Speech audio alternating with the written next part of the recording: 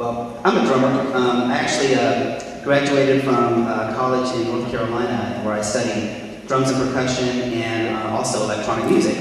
And then, luckily, I happened to, later on, get a gig as a product specialist for the drum and percussion division of an electronic music company. So somehow I was fortunate to actually get a gig, actually what I studied, which is pretty cool. And it's been a lot of fun too, because electronic percussion is a lot of fun and there's a whole lot of potential in it, and it's really come a long way. Drums have been around, obviously, forever, you know, actually way before Bach and Les Paul, Gary, so got you on that. Electronic percussion hasn't been around for that long. Actually, I guess the first electronic drums really started coming out like in the early 70s, kind of experimental. And then a little bit later, like say in the 80s, some more commercially available electronic drums came out and were starting to be used in pop and rock music, and most of them sounded kind of like this, which you still hear sometimes in some music. But back then, the drums weren't very comfortable for drummers to play. The pads were really hard. Guys who would play electronic drums would complain that they would hurt their hands and stuff like that. There was nothing like cymbal pads and things like that. So, also back in that time, the drum machine started coming out, and that also started being used a lot more in popular music. And so we had more sounds that, well, it kind of went like this.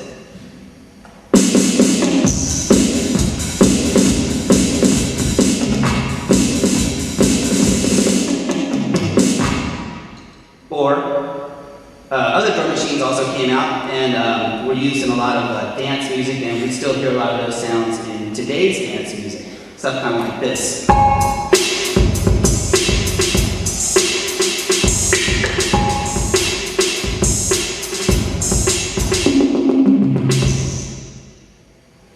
So, you know, we had basically those kind of sounds. Didn't sound very acoustic back in the other day. Well, electronic percussion has actually taken a really huge evolution in the last, I'd say really like 20 years. Compared to other products, I mean, like Gary said, the guitar, electric guitar's been around since like the 40s, and then pretty soon after that, guitarists started experimenting with different sounds, like in the 60s and stuff, getting distortion and things like that. The synthesizers started coming around that same time, but percussionists, you know, the electronic stuff didn't start developing until a little bit later. And just in the last 10 or 15 years, it's really gotten to the point where the drums sound a lot more acoustic. You could actually use electronic percussion to replace acoustic drums in some situations, because not only did the sounds get a lot better, but also the playing of the instrument got a lot better. So for example, on a kit like this one, I could actually do a lot of the articulations that I would be able to do on an acoustic drum set. Rolls, rim shots, even choking cymbals and stuff like that.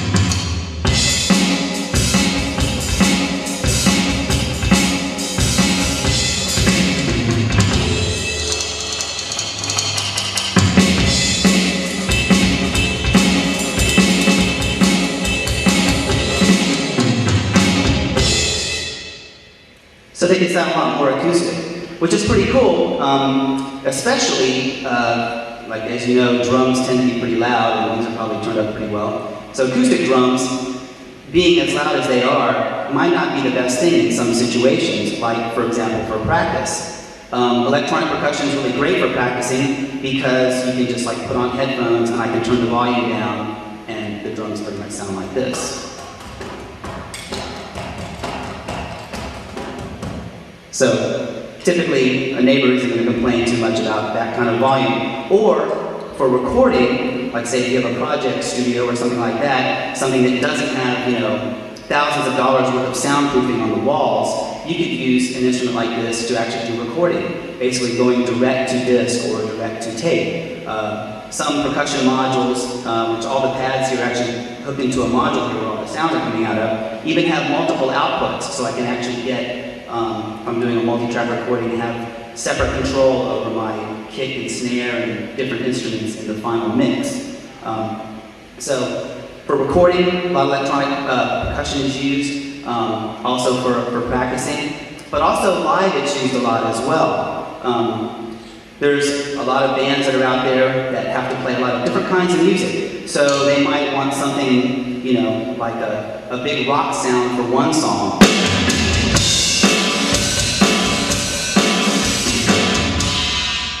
Or more like a jazzy sound for another song.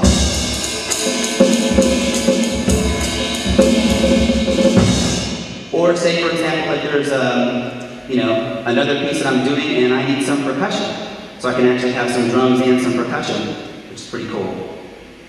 Let's see here. I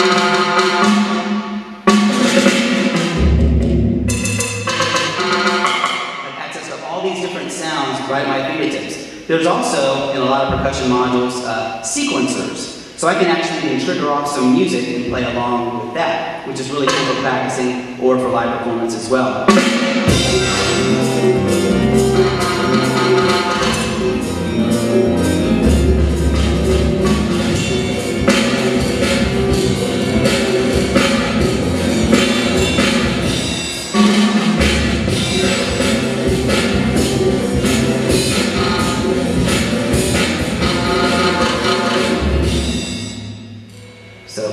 That's kind of fun, play along with yourself. Or I can even control sequences in some instances. So for example, in this case, I was actually following that sequence somewhat.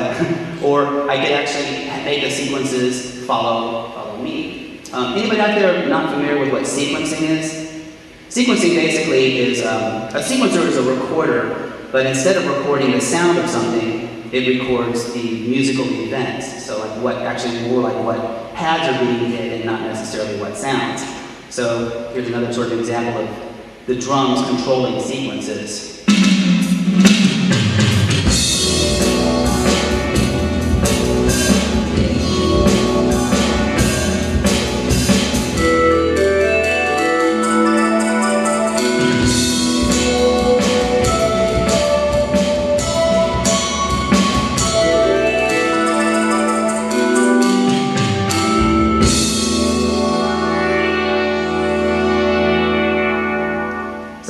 Pretty fun stuff to play along with. Also, I have access, you know, to not only just drum and percussion sounds or electronic drum sounds, I even have access to things like orchestral percussion.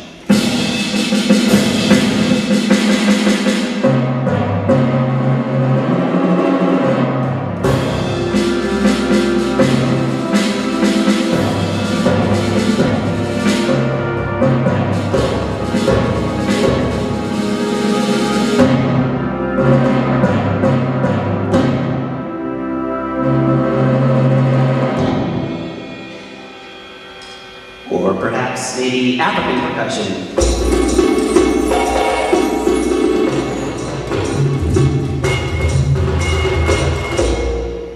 Or Indian percussion.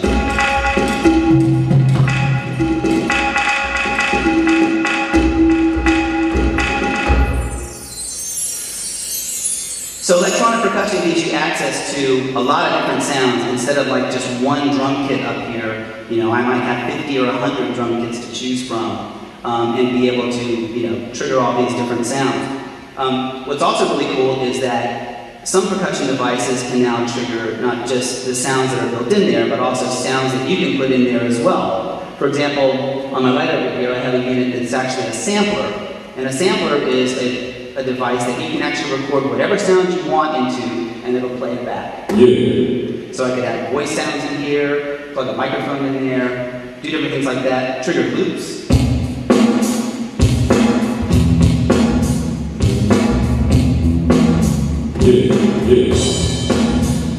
Or just play it like a drum as well.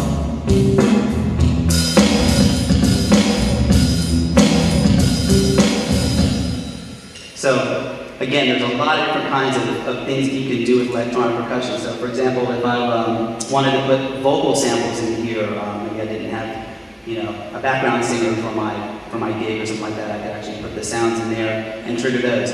Another thing that a lot of drummers these days are doing as well is they're doing what's called a hybrid kit.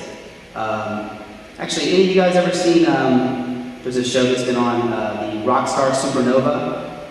For example, the drummer that's on there, it's like a competition show.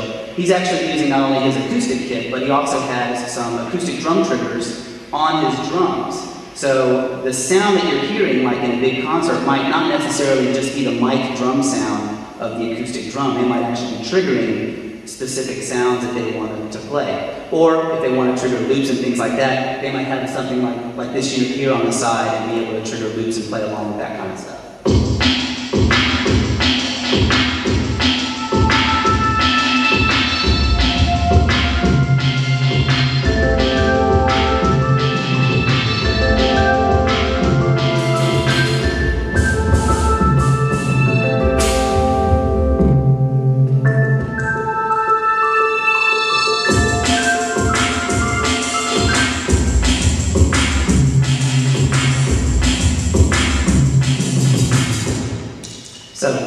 A lot of different things that you can do with electronic percussion, and even also marrying with acoustic percussion. I was mentioning sequencing before, and this is something that's really cool that you can do with these kind of instruments as well, especially in the studio. So, for example, I can actually record this unit here happens to have a little bit of a sequencer in it.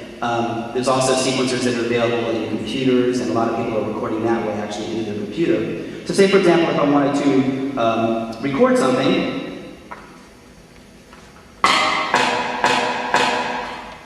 I can actually call up, a little pattern here and just record a drum part here. So.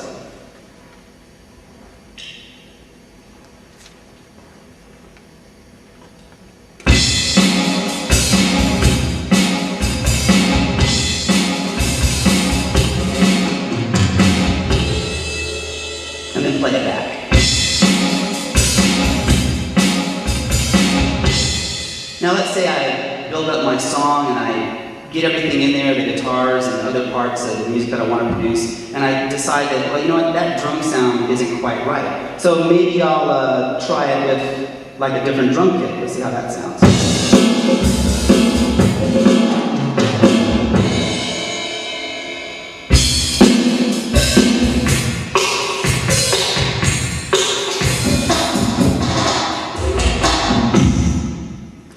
So, with the sequencer, I actually have the ability to change the sounds later on, either tweak them just a little bit or, change the whole thing. Or even, say I decide that that little pattern there was a little bit too slow. Well, I can just speed it up.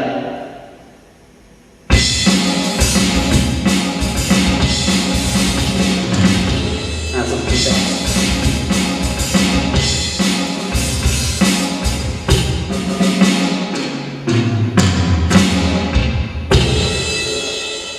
So again, another thing that you can do with music technology, you have the ability to change these sounds. They're not basically set in stone once they're put down to your recording, which really makes electronic percussion great for recording or music production. And again, because they're so quiet, typically you see them used a lot in situations like churches, which tend to be really loud. So if there's a drummer in there, he's going to be probably too loud for the singers and things like that. I want to show you another concept with electronic percussion.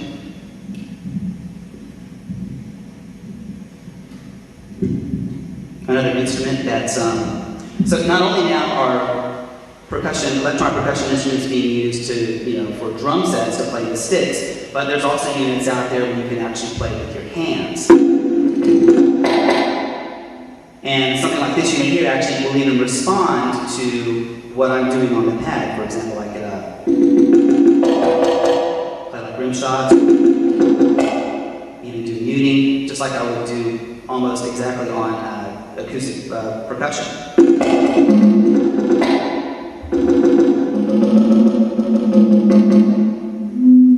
We've got things like infrared sensors that can trigger sounds.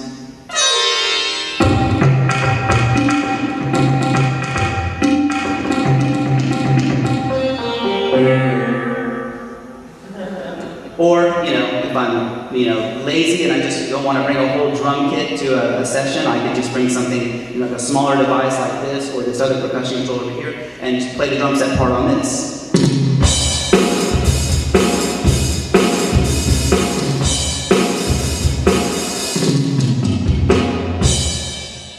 or trigger sound effects.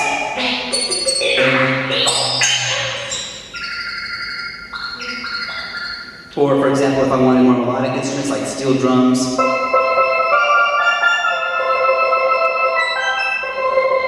So it's really cool. In one unit, you know, whether it's a drum module or a percussion controller such as this, you have access to all these different sounds, you know, kind of taking the place of me having to bring a truckload of musical instruments to a gig or to a recording session and stuff like that. And you'd be surprised how much of this stuff is being used these days in music production.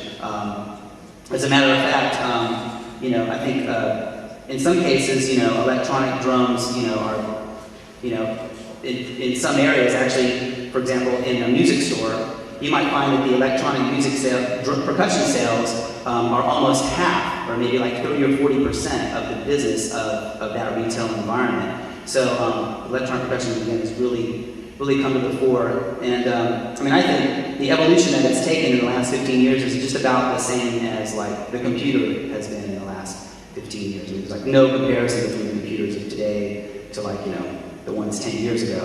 And that's pretty much the same with these kind of instruments up here as well. So check it out. Thank you very much. And I want to bring up our next product specialist.